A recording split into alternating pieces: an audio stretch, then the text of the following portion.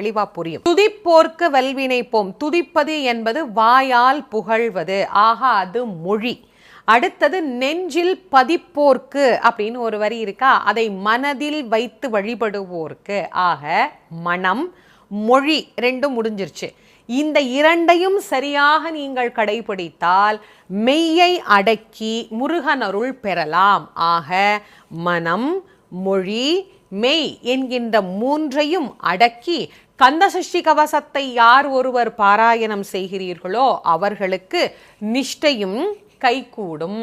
கை கூடிய பிறகு என்ன கிடைக்கும்? நிமலன் அருள் கிடைக்கும் அப்படின்னு சொல்றார். நிமலன் அப்படின்னா நீ இல்லாதவன். எது இல்லாதவன்? மலம் இல்லாதவன். அதனால் அவருக்கு நிர்மலன் அப்படின்னு பேர். சிவபெருமானை நிமலன், நிர்மலன், விமலன் இப்படியெல்லாம் நாம் போற்றுகின்றோம். சிவமும் முருகனும்